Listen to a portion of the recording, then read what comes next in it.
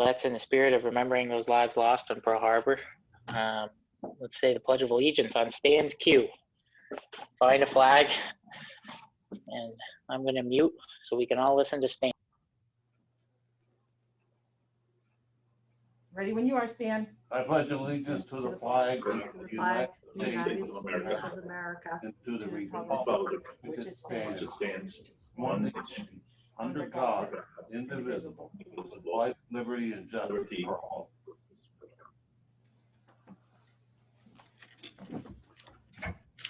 Thank you, Stan. In the spirit of keeping everything in Stan's court and following his cue, I think that since he's got paper copies of the warrant, it would make the most sense to ask him to read and then request motions for all warrants. Does that work for you, Stanley? It'll work fine. Perfect.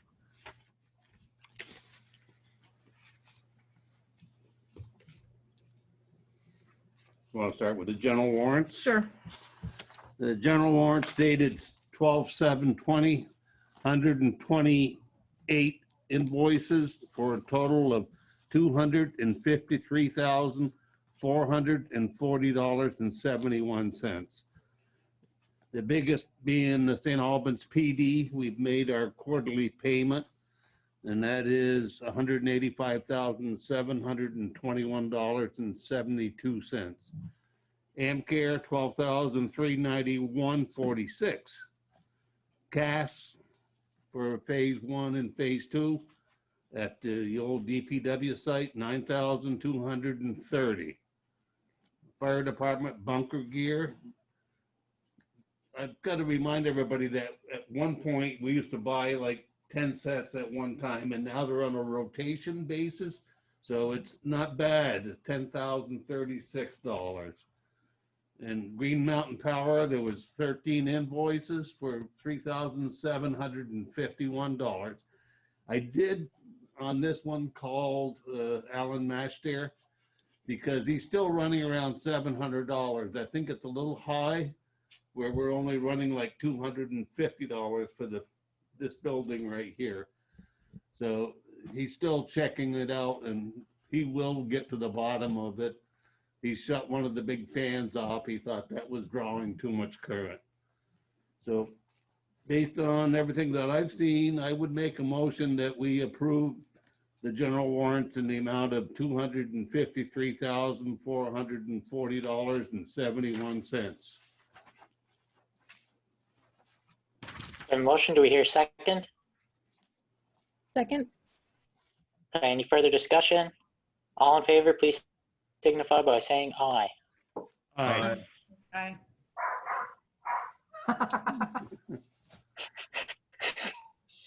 Okay, I have the payroll for November 9th to November 15th in the amount of $20,755.13. Payroll for the next week, the following week was 11 through 11/16 through 11/22 of $28,448.20. We have 3 weeks in this period. So 11/23 through 11/29, it was $44,739.81. I believe that was all Beamers mostly in that one. That one was actually, we paid cash in lieu of health insurance stipends to a number of employees. So that was the bulk of that change. Yeah, that's the 5,000. Mm-hmm. So based on the information that we just heard, I would make a motion that we approve the 3 payroll warrants for the above dates that I did mention. Second. All in favor, please signify by saying aye. All right, Thank you, Stanley. okay. We got payroll, we got more warrants here. Okay, we have a Stonehouse warrant for Walsh Electric for $5,849.01. This is for a chandelier, I believe, and they try to duplicate what was existing. And this is the nearest they could get to it. And it looks pretty close to what was there. So if if there's no other inputs on this, I'd make a motion that we approve this warrant for $5,849.01. It comes out of the Stonehouse bucket of money, not the general fund. I'll second it. Perfect. Everybody's on the board now. All in favor, please signify by saying aye. Aye.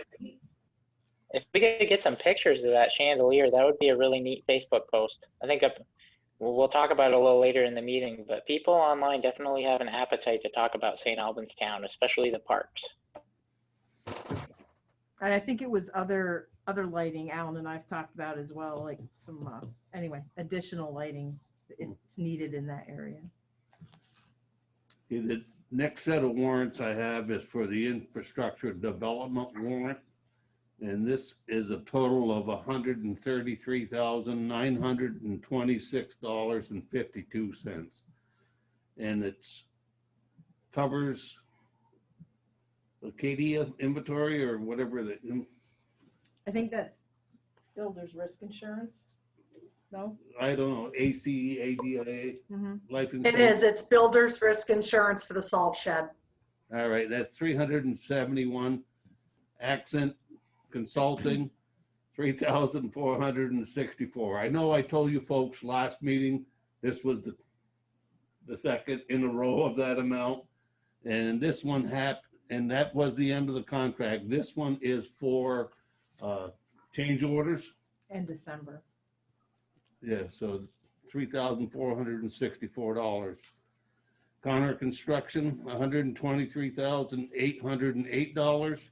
Cross Consulting, $1,283.52. And we also have a $5,000 check that went for Jackie Brown's purchase and sales agreement, which we signed on Thursday? Thursday. Mhm. So is there any questions on any of this? If there's no questions, I'd make a motion that we accept and approve the infrastructure development warrants for $133,926.52. Second. Jonathan with a quick snap this time. Thank you very much for a very thorough explanation, Stanley. With that said, all in favor, please signify by saying aye. Aye. Again, I just want to make it a point to point out how great Stan is at reading and speaking about warrants in a way that we can all digest and that the public can easily understand. And you know, we know where you're getting off the board, Stan. We all tried to convince you to stay on, but we're gonna sorely miss having you on in that capacity for sure. So thanks for doing that tonight. Let's move on to minutes. Does anybody have any suggested changes to the Monday, November 16th select board minutes? Hearing none. If someone could please make a motion to accept the minutes. I'll make a motion to accept the minutes of Monday, November 16th. Second. I'll Thank you, second. Jonathan. Okay. Tie goes to Jonathan on that one, unfortunately. Stanley, he just barely got you. All in favor, please signify by saying aye. Aye. Thank you. Okay, so we're moving on at record pace here to public comment. Is there anyone here to make a public comment this evening? And give a couple moments for folks to be able to unmute.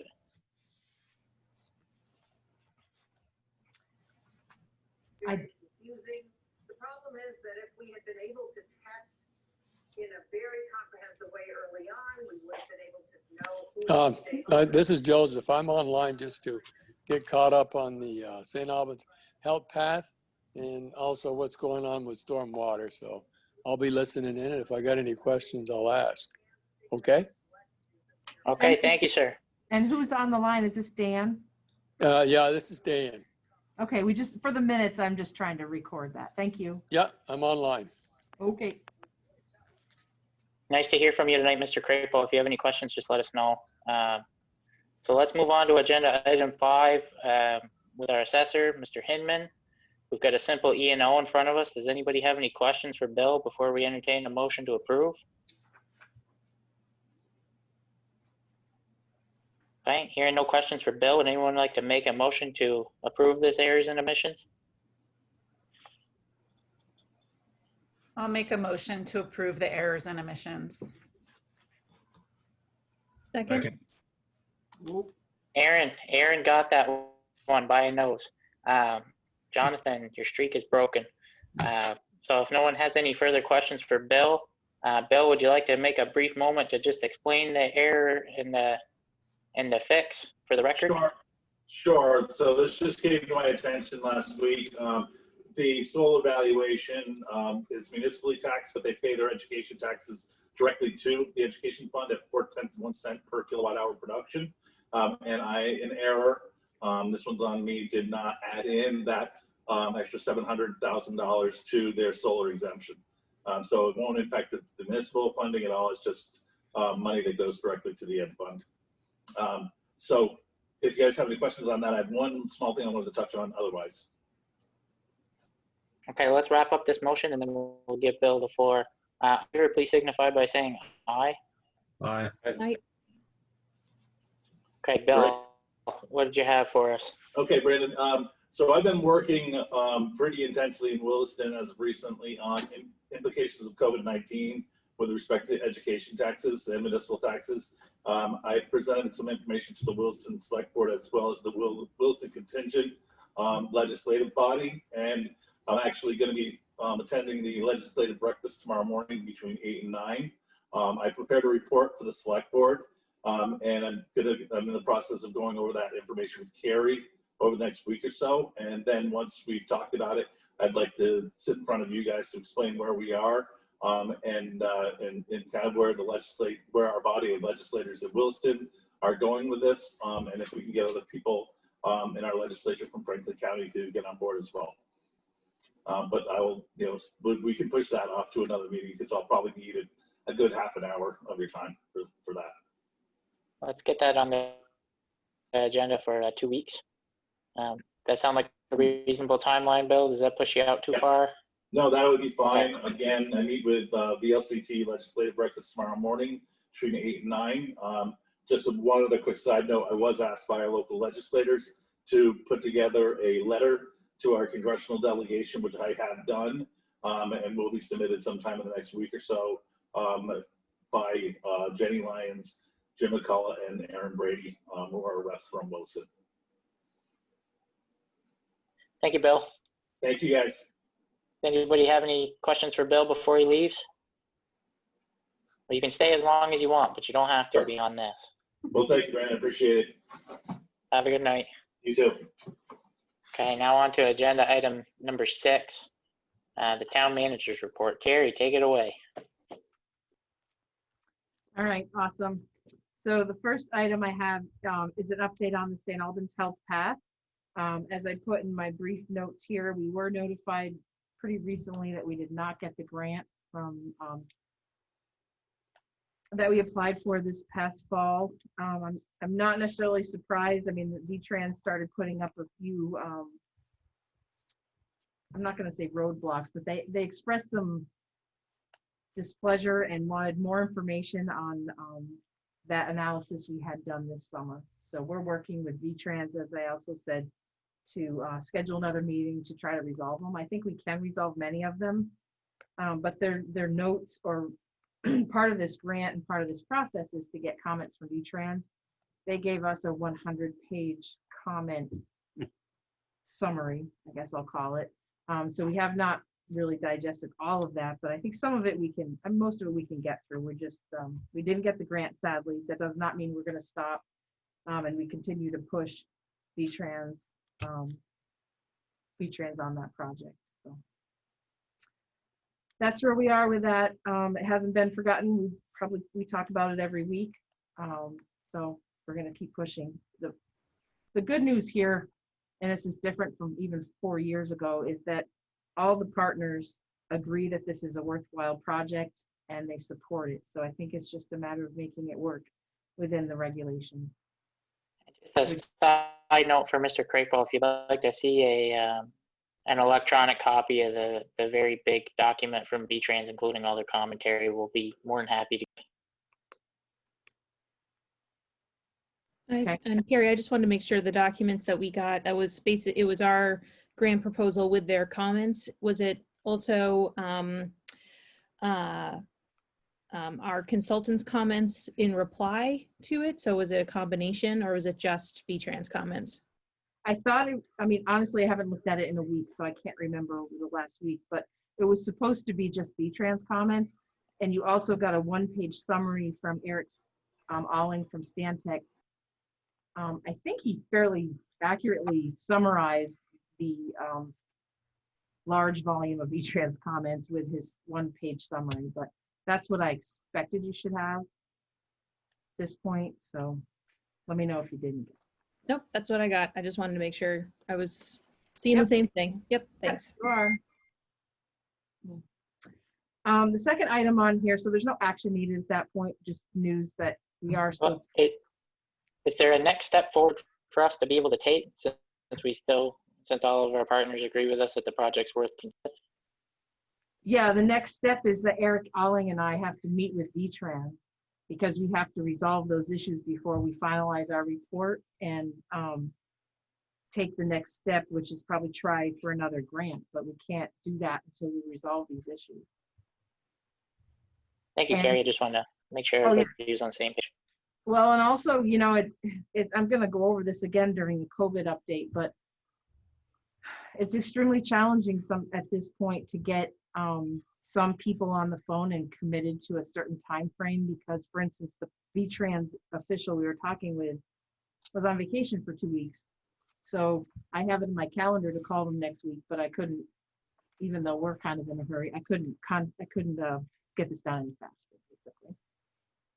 It's just takes a little bit longer, that's all. Not necessarily harder, just more patience.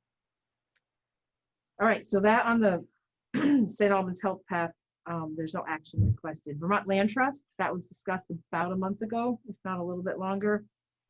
You should have in your packets a summary from the guy from the state showing where we have existing land trust, Vermont Land Trust parcels, and what our coverage is. Gave us a percent with a chart. Pretty comprehensive bit of information that we turned around pretty quickly. Alan Carnetz is his name. Carnetz. So I guess I'm looking to get the select board's take on how you want to move forward with what was previously, they requested some feedback from you, whether the select board as a whole was in favor, neutral, or against additional land trust. Well, I don't think we're against people deciding to sell development right easements into the land trust. It's just like, we've got to do some strategic planning. The statewide average is about 12%. We're almost double that. But that statewide average probably takes into account municipalities like Burlington and other urban centers. So how accurate is that?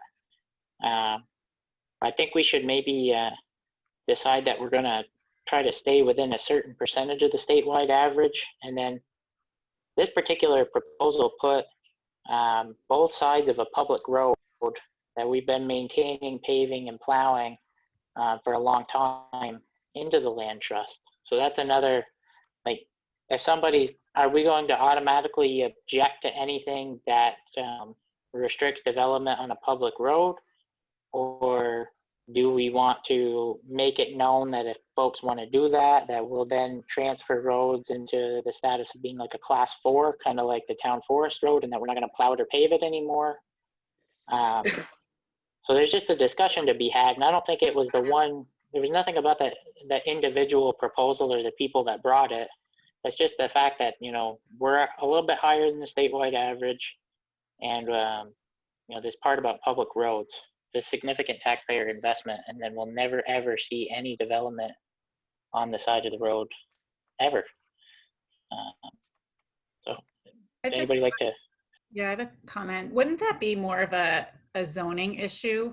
I mean, we want to retain certain parts of the town as agricultural and have that continuous land use all the same, not only for agriculture, but for wildlife and deer to be able to have wood access and farmland access. But it seems to me there's certain parts of the town that are zoned for development, and maybe we would make those areas where you can't put it into a land trust.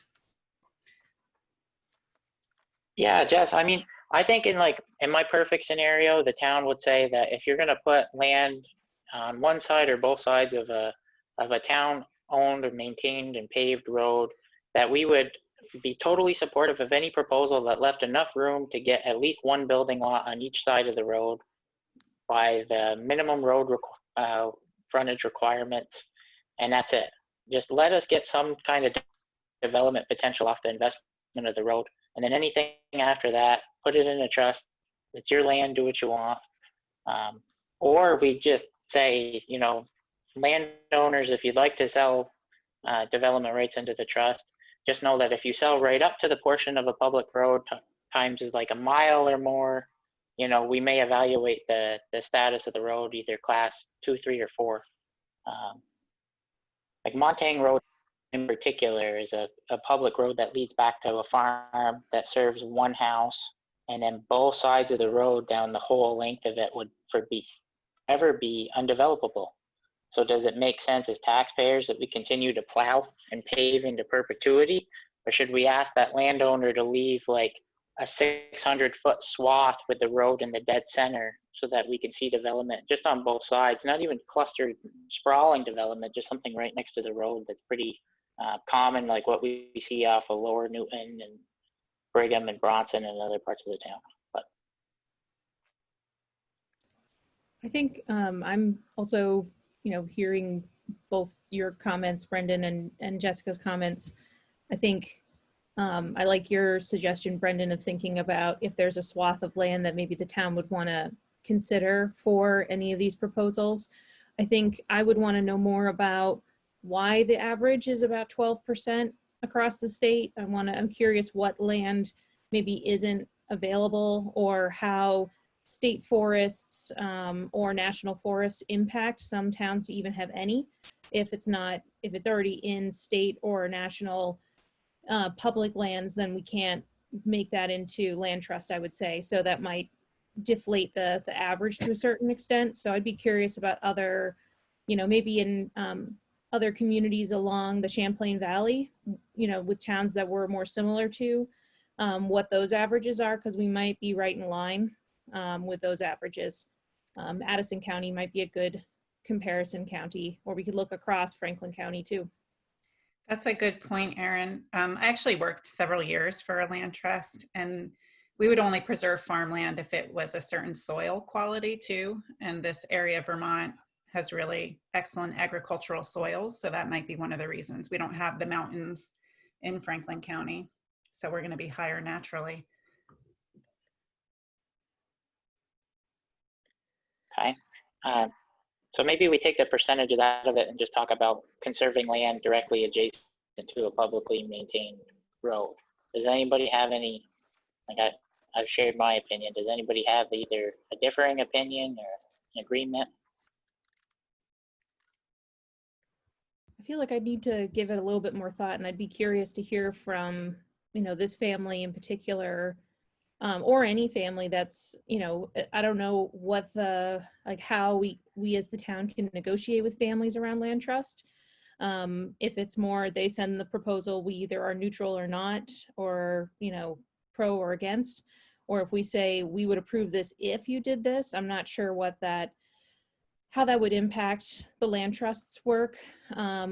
If they are even willing to kind of negotiate with the town as far as what we would, be in favor of. And, I'd be curious to hear from, what kind of impact that could have on the families that are trying to put land into the land trust. But I think that it's worth exploring. I don't know if I have a solid opinion tonight, but I'm interested in exploring it. As far as this family, I feel kind of neutral right now, given all of our conversation. I'm not necessarily for or against, but I feel kind of I feel bad for them that they, their prompt kind of triggered this good conversation. And And so I feel, you know, and I think your point, Brendan, about the public road is well taken too. So I'm kind of sitting neutral right now for that specific proposal. Right, and I guess at the end of the day, we have to remember that, you know, we're the board of directors for an organization that made significant investments in roads. And we have to look at, you know, the broad perspective of what's best for us and, you know, the large percentage of the shareholders that continue to make investments in those roads. I'm a libertarian. I think you should be able to do whatever you want with your land to some extent, as long as it doesn't harm the public welfare. And that might lend to the alternative of putting, you know, just in place that you can do whatever you want on the side of the road. But if you go to this point of being on both sides, to the point where it restricts development on both sides of our right of way, that we just turn it up and stop maintaining it. That's a simple out too. So maybe we can put together some type of a comparison and look at some towns closer to, get some comparables a little bit closer to our reality, like Aaron said, and then discuss this again. This prompted this discussion largely because it does restrict development on both sides of our public road. So I'd like to put it back on the agenda for our next meeting and then try to make some type of comment if we decide that there's a comment worth to be made. And then maybe it'd be a good time for the planning commission to discuss if we decide that we feel a certain way about, you know, public roads or a certain percentage or whatever we arrive to, where that should live.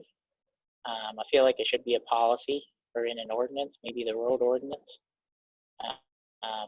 Just something, or even a town plan, just something that we could point to say that's the expectation. So everybody's on the same page. But other than that, does anybody have any other point to add to the land trust conversation before we move on to the town hall? Jonathan, Stanley? I just want to add one more comment, if it's okay. I just wonder, I don't know if this family knows that we're having these conversations right now.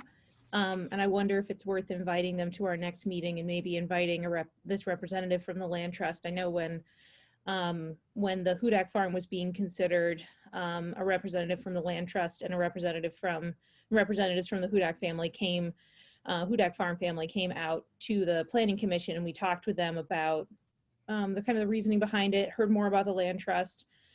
So rather than, you know, having a couple meetings go by between conversations, maybe we could feel more confident about this decision and talk with the family about our thinking. You know, I believe, Anna, would you know that I think Nelson Boys Dairy West is now a subsidiary of Bordeaux, the Bordeaux family's in business. Is that correct? Corey, you know a few contacts over at the Bordeaux family, of course. Would you mind inviting them to send a representative to our next select board meeting in 2 weeks?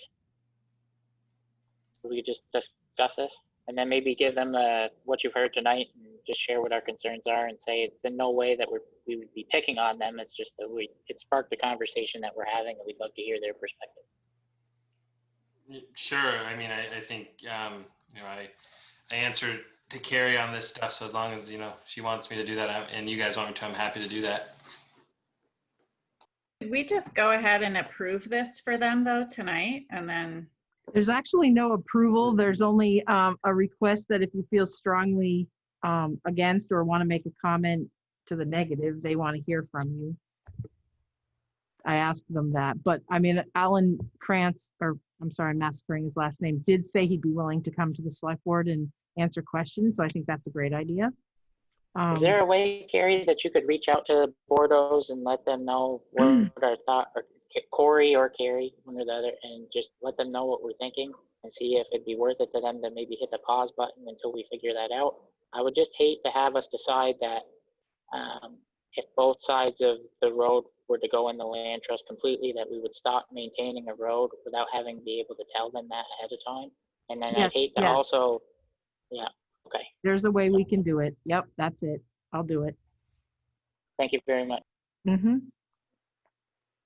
Stanley, Jonathan. But also know that I'm just going to state that we have a really packed agenda on 12/21 and we're adding to it tonight. So we might need snacks, but we will do it. And it is the 21st of December. So it's conceivable that some people might not be available, but I will try.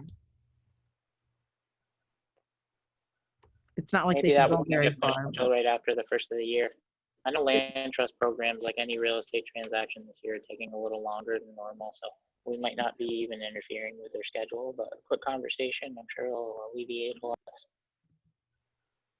Brendan, my Stanley. understanding is for the town to take over a road, I don't care where it is, there's got to be a minimum of 5 houses on it. And this was probably grandfathered in, or it was done prior to this change we had in our zoning where we list the number of homes. That's a good I point. think that's something we have to look at. I'm siding with the, we plow up to the first house and do a turnaround and get out, and we don't pave every 10 years, maintain a private road. That's what it's gonna be. It's a dead end private road if we can't build houses on either side of that road. And it, what is that, a quarter mile, maybe half mile? Not a Not half sure. mile. Quarter mile? And I most of think, it, I think that used to be a road years and years ago that led into Swanton. And it kind of closed off. And then when the Montaignes owned it, you know, I can't remember. But when we did 911, you're right, Stanley, 3 houses constituted a road. I don't know what that has to do with, you know, today's standards, if you will. And I really would hate to not have the family understand our side of it. I think they might look at that and say, well, that's a very reasonable position for the town to be in, and we might want to adjust our plans. Or they might say that, you know, we've got big 300 horse tractors that we can put clearing blades on, and we're going to clear the road, and we're going to sell the development rights to that land, and our deal will go through. You know, there's all kinds of outcomes. We just want to make sure it's the best one for everybody. True. Anna was right. It used to tie right into the Perry Road. Yeah. And you know, there is 2 specific programs from what I learned all throughout the years. Jessica's right. It's the land trust program where you sell all your development rights to land trust, and the current use program. Once you sell all your development rights to the land trust, I mean, that's it. I believe the state controls what can happen with that property. Well, it's a collection of state, federal, and donated money, which makes it extremely hard to ever purchase the rights back. I don't know that I've ever heard of it being done. I don't know that it's No. impossible though, so that could be a No. question to the And- representative of the trust. And there are a number of people in St. Albans Town over the years that have sold their land to the land trust. Yeah, well, we have a list in front of us from the land trust program, and I'll get that over to you in the morning. It has it right listed. So does anybody have any questions for Anna or Carrie, or would we like to move on to the town hall update? I just got We've got a one busy comment. night in front of us.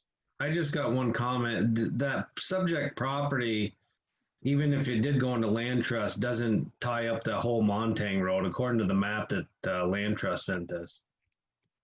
There's still property that's not in land trust at the end. So to say that, you know, you're going to tell the Bortles that, you know, potentially the town's not going to take care of the road anymore is, I don't think that's a true statement. And furthermore, I don't think land trust is really looking for, you know, unless it goes against our zoning or planning. I mean, I don't think there's anything we can really do about it. That's the way I feel. I'd say let's approve it, or not even. They're not even looking for a letter unless we have major concerns, so they could be moving forward without us even knowing about it. From Right. the way I read it. Right. It's up to them whether they want to sell it to the land trust or not.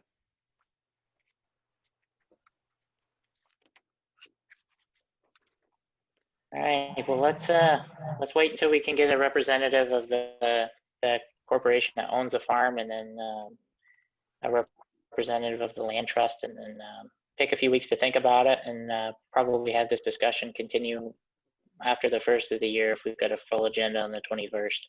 but we'll see what the timelines look like. And if we have to have a long meeting to accommodate schedules, we can make it happen on the 21st, whichever works. So now that we know everyone's opinion, where we all stand, why don't we move on to the town hall update, if that sounds good to everyone? Looks good. See some nodding heads. Okay, All take it right. away, Carrie.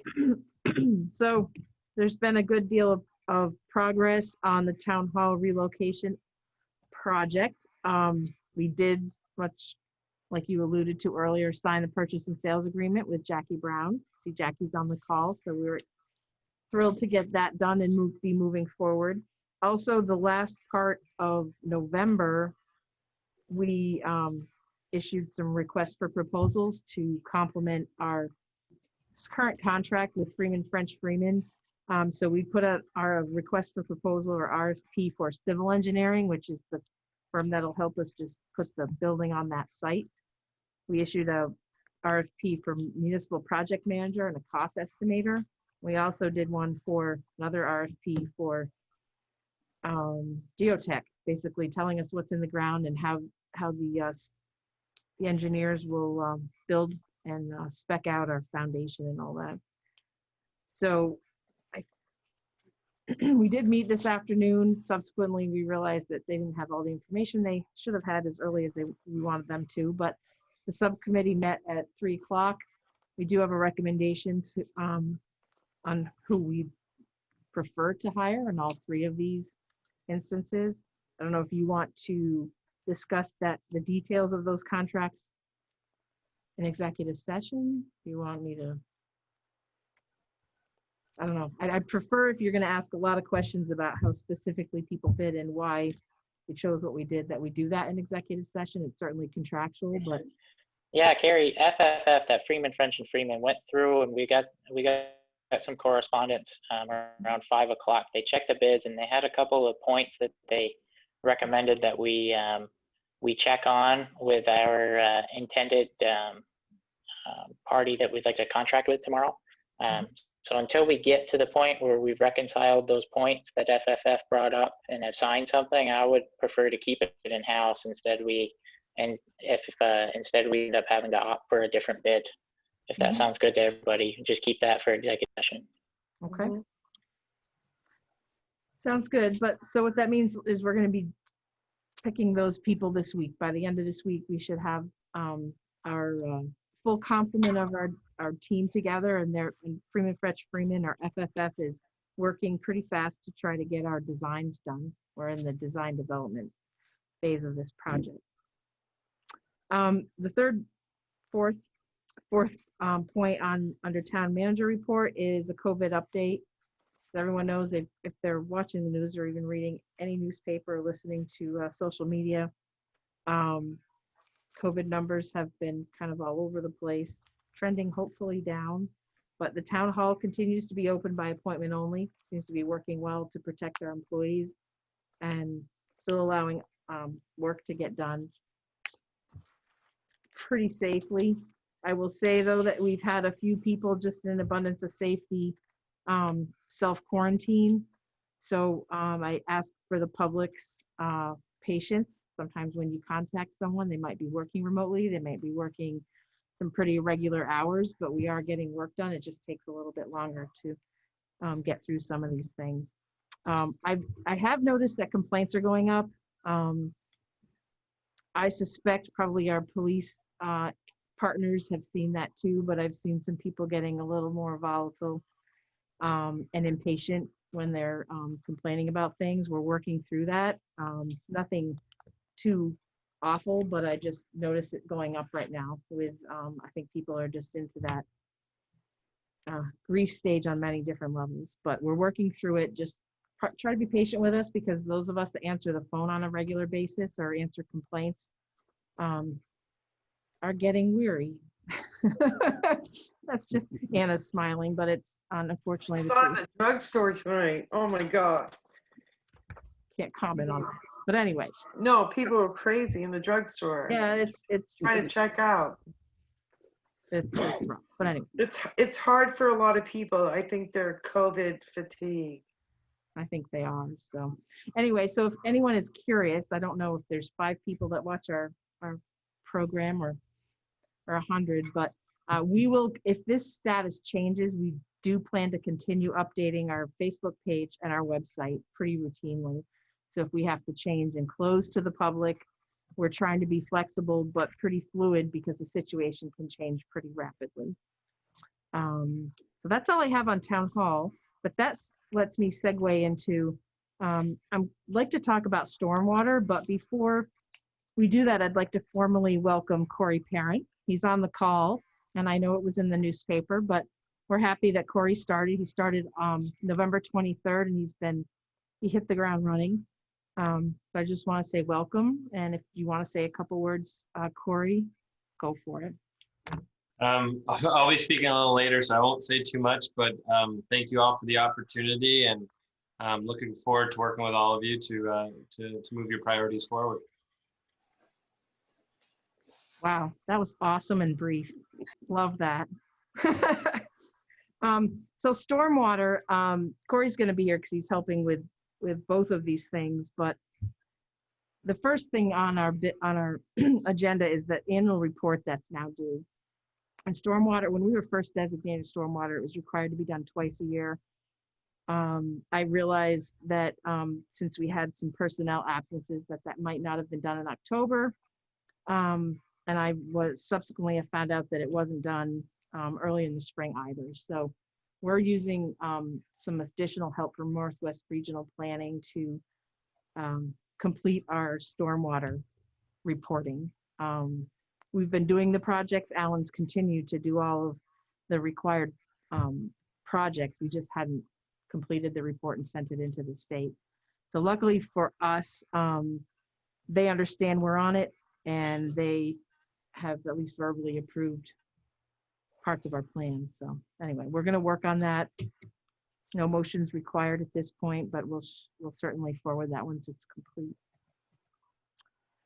The last item is the utility schedule. Corey and I talked about the stormwater utility. It's been about 60 days. It doesn't seem like it, but the utility was approved. It had to go through its appeal period. Now it's final. Corey has begun building that implementation schedule, including working on some research and credit programs. That's important, as those of you who will recall, we spent quite a bit of time talking about that when it was approved. So he's going to talk to the Planning Commission about this tomorrow. In the interim, I don't know what else he would like to add to that conversation, but I just wanted you to know that we haven't forgotten about it. And he's working on a pretty robust schedule here. Yeah, I'll just add that I think we'll have, I'm looking for some guidance and clarity from the Planning Commission tomorrow on a couple pieces, and I think that'll allow Carrie and I to give you a more complete update and timeline at the next meeting when I discuss the timeline with the Planning Commission. Thank you. Any questions for either one of us on either one of those topics? Love it. Well, we're going to take that as a yes. Wonderful. Yes, that you have no questions. I have two items left. One I added on. One is just that you were noticed on Act 250 minor application. No motion required on that. The item I added was I'm sad to say that I received resignation from a Planning Commission member, Aaron Creeley, who has been on our Planning Commission and most recently our chair. Has some other obligation and is asking the select board to accept her resignation from the Planning Commission. And I'm so sad, but I absolutely understand it. I'm honestly sad too. I just had to draw a line somewhere in my commitments at this time, but I really enjoyed being on the Planning Commission and being the chair. And I look forward to working with the Planning Commission in my role with the select board, and potentially being on the Planning Commission again in the future. It's a great committee. It's a fabulous group of people right now. Bummed I won't be working with Corey in that capacity for much longer. But yeah, so I hope that folks will accept this resignation, and I'm happy to answer any questions or your thoughts on it.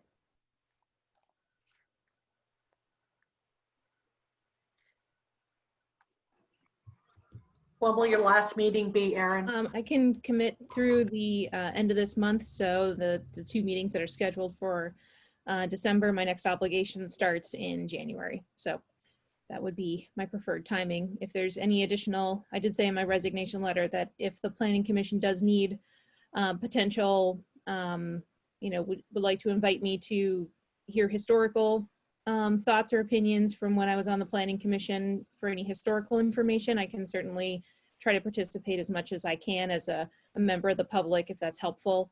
I just can't make a standing commitment, and this would be, I would only be leaving the term for the last 2 months of my 2-year commitment at this point. Mhm. Thank you. Yeah, thank you, Erin.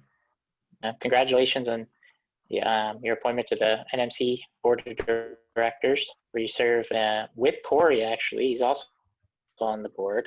So we've got a Rise Vermont specialist here, a wellness specialist, 2 NMC board members, a health department employee. We're a pretty well connected town in the middle of a pandemic. I feel grateful. That's right. All right, so that's all I have under town manager's report. Okay, so does anybody have any questions for Carrie? All right, let's go to schedule. We've got regular select board meetings Monday, December 21st and Monday, January 4th. We're already talking about January. I didn't hear would ever end. Thank God it is. So we need to come in a little early on the 21st to review hopefully the last draft of the general fund budget. Would 5:30 on the 21st virtually work for everybody? Right now it does. Okay, so we'll plan on that. So does anybody have anything they'd like to add to schedule? Okay, so moving on to agenda item 8, the chair's report. Before we go on to the police advisory committee reorganization and let Corey speak to his work, his good work that he's done the last few days on getting us together, is I went down Friday night with Julie, and we took some photos of the Bay Park and how beautiful it looks. And we posted them to Facebook, and we thanked our Department of Public Works and Parks crews for probably the best year that St. Albans Town has ever seen with parks. We've got an active parks committee staffed with people who care. We're putting grant money mostly, but we're investing in the town forest. Corey and I took a walk on a Saturday morning up through the town forest not a couple weekends ago. But you could see the good work done there, and he was pretty happy with the work and what he had to work with in his new role. And we took those photos and I posted them to Twitter Saturday evening, and the governor, I'm actually really proud to say it, retweeted it. And for about 20 hours, that was his most recent tweet. So anybody from about 8:30 on Saturday night up until the afternoon tomorrow, if anybody went to Governor Phil Scott's page, we were there with our parks right at the top. So we thank the governor for the exposure. And again, we use it as an occasion to just say that the parks have never looked better.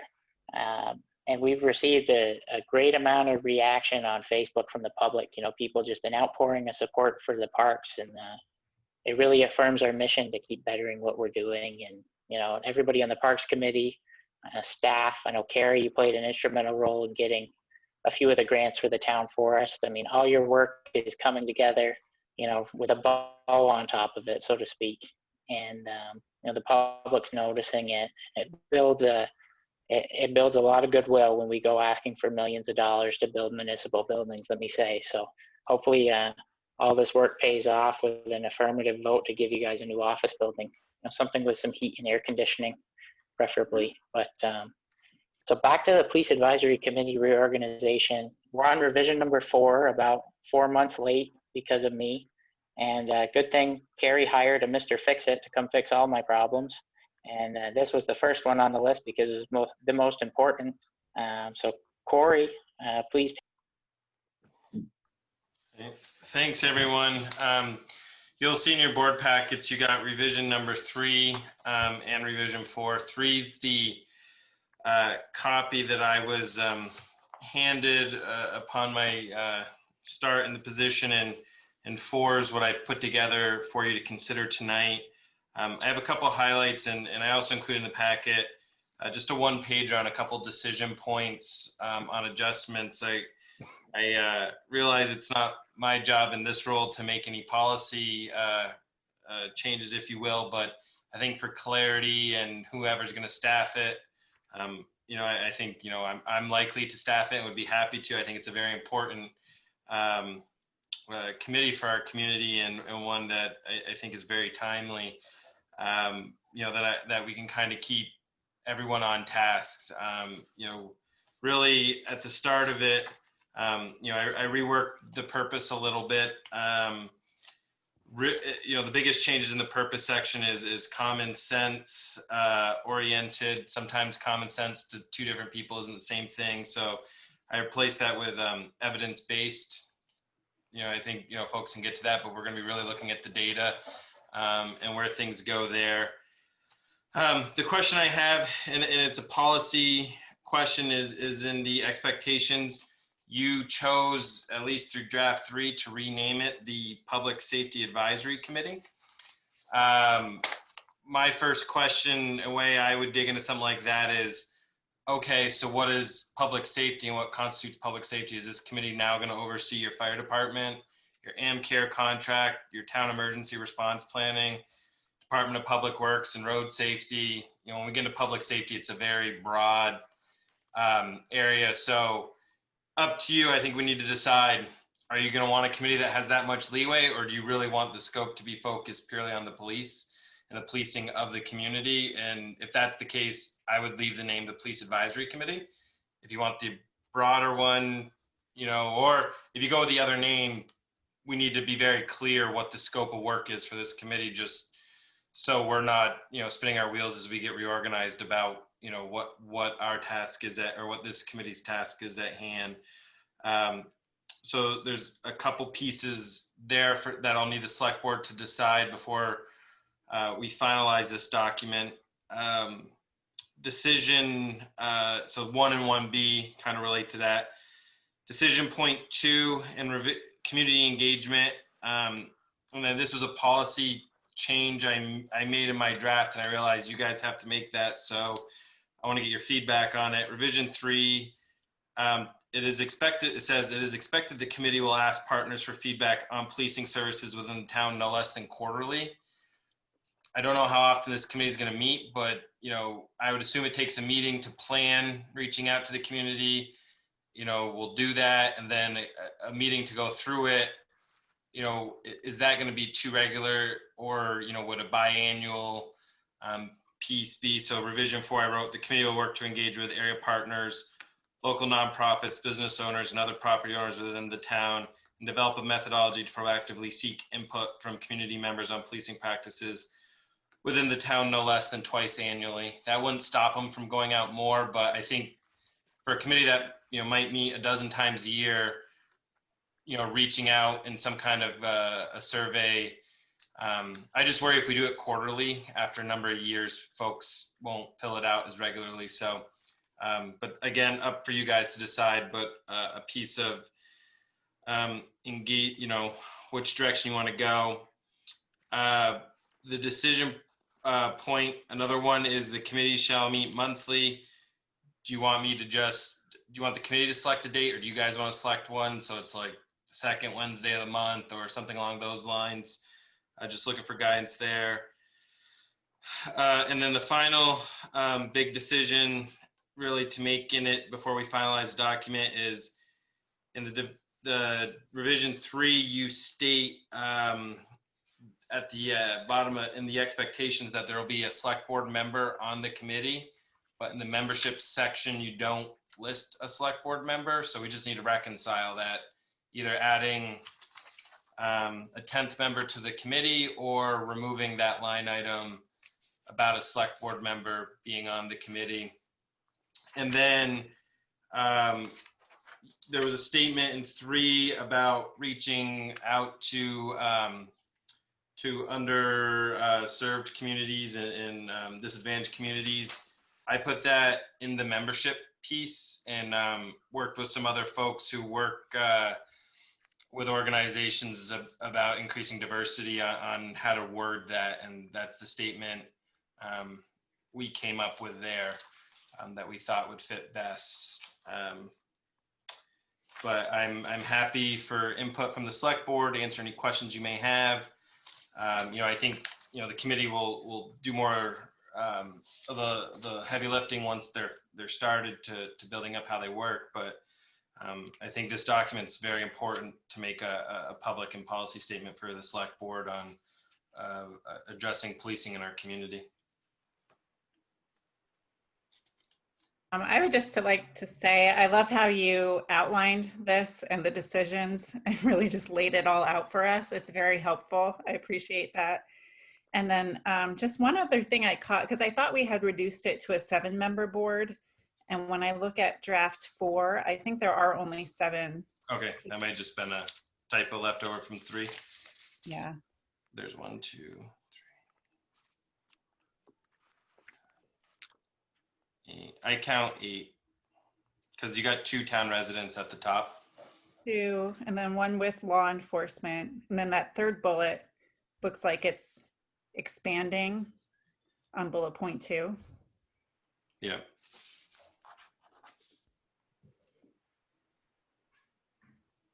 Yep, we can move that up. So again, we can make that adjustment. For structure piece with the select board member, usually boards work better when there's an odd number, but. There should be an odd number. 1, 2, 3, 4, 5. I'm only counting 7. Am I missing it? No, There's supposed to be 7. Okay. The latest revision was supposed to have 7. And then I like the idea of having a select board member that's supposed to at least attend the meetings just to listen. It feels like committees like this are only as strong as, the reporting that gets done to the legislative body. That might not be as big of an issue for such a committee like this that's focusing on policing. And then Roger, the sheriff, of course, will be attending committee meetings. Or Sheriff, if you could you explain, before we continue the discussion, the recent promotion that you gave Mr. Grismore and what his new title is?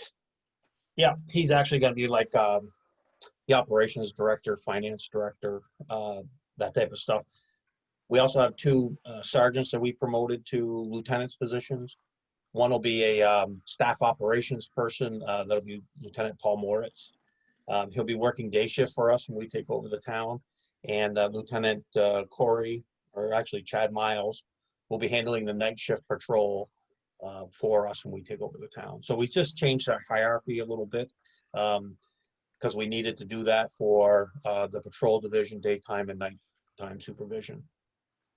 Thank you, Sheriff. I just seen your update and the congratulatory post on everyone that was promoted on Facebook, and couldn't have thought of a better time to ask you to share that so everybody was on the same page. So thank you for that. Yep.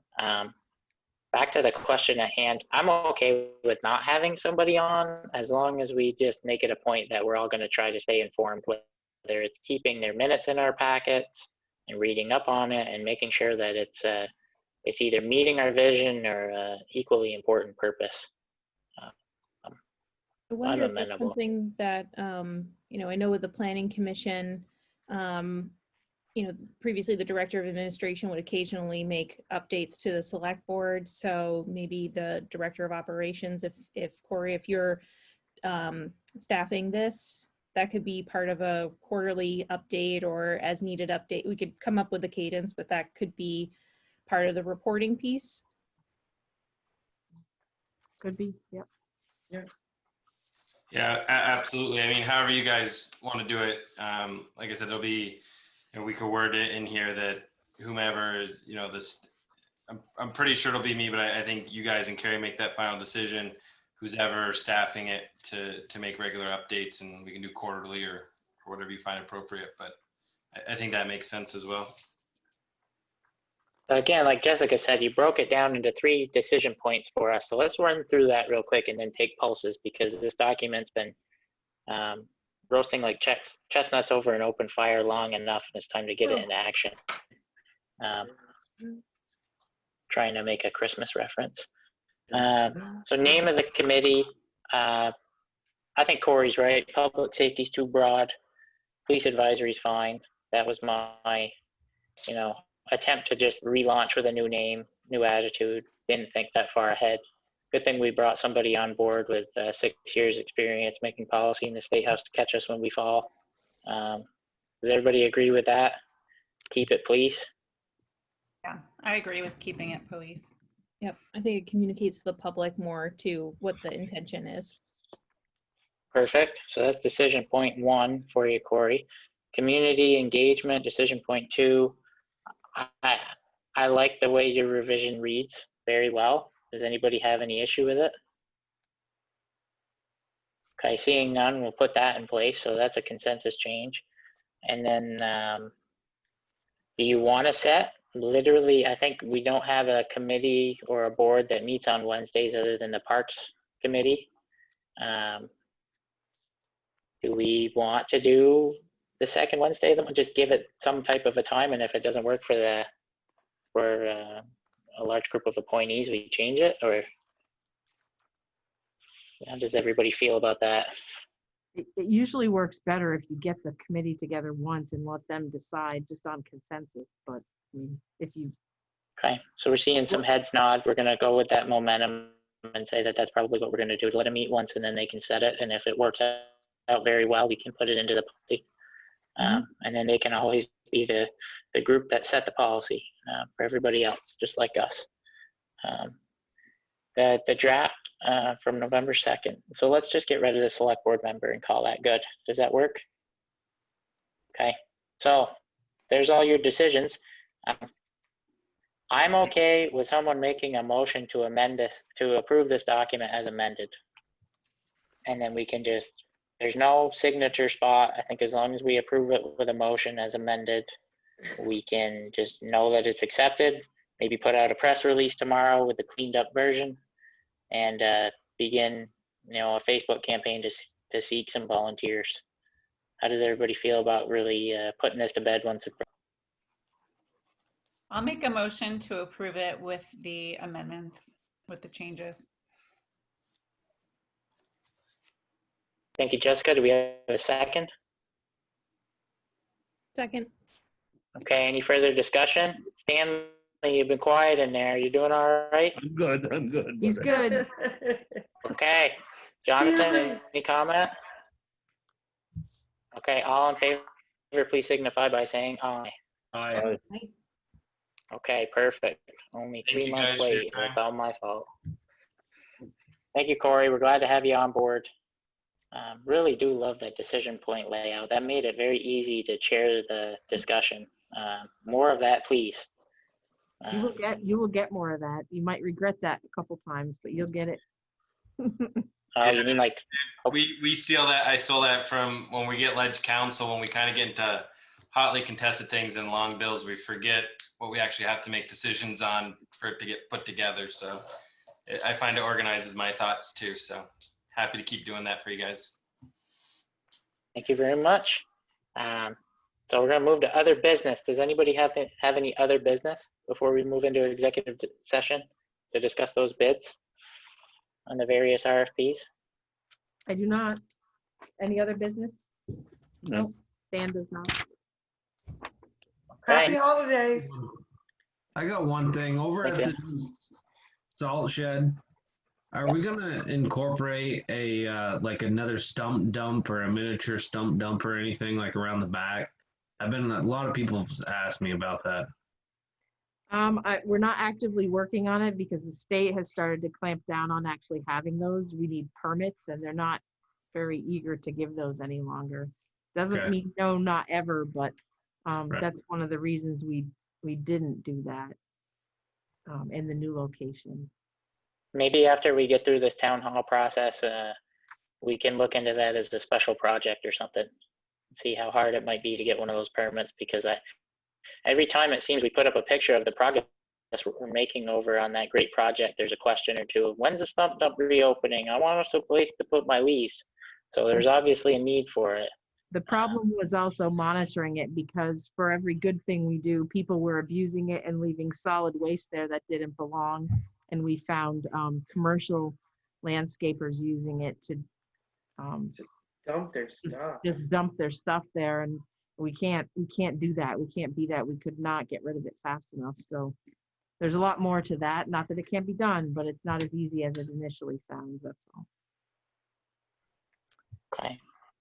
I know it was popular. I hear many of those same comments. Well, thank you for your comment, Jonathan. It always escapes me when it comes time to mention it at a meeting. Any other business? Hearing none, does anyone want to make a motion to go into executive session? I got one thing I wanted to ask from Go ahead, Mr. Crapo. In regards to policing at Gricebrook, we're in the town, but who's responsible for calls when we have incidents here at Gricebrook? Because we've had, last month we had 3 break-ins, car break-ins, and then we had an individual that spent the night on somebody's porch. So is it the St. Albans Police or is it the sheriffs? Because we're in the town actually, but. Right. Well, Mr.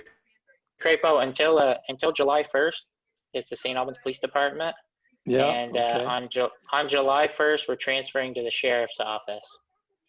So until then, if you need to be put in touch with somebody like Lieutenant Kuchar or Weatherby or Chief Lamont, okay. you can reach out to Carrie, and she'd be happy to make that connection and provide you with some emails. Okay, good. Yeah. But We started that. What's that? If it's an emergency, you reach them the same way though, 911. Yeah, that's what they've been doing, so. No, I'm serious though. I mean, Yeah. if it's really an emergent issue, don't call me first. You can call me second though. Okay.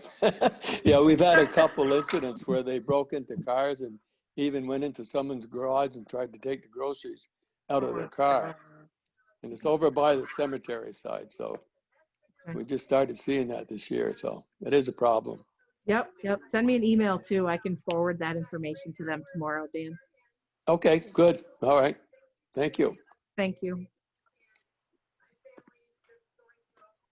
Thanks for letting us know about that. We'll have to keep a vigilant eye out if we see anything happening in other neighborhoods too. So if anybody has any other business, if not, take a motion to enter executive session. I'll make a motion to go into executive session to discuss legal, contractual, or personnel issues where premature general public knowledge of the subject matter would place the town or person involved at substantial disadvantage. Further move to make a motion to enter into executive session to discuss legal, contractual, or personnel issues under the provisions of Title I, Section 313A1 of Vermont statutes, and to invite the town manager. Second that motion. Stan. All right. All in favor, please signify by saying aye. Aye. Okay. Have a good night, everybody. Thank you.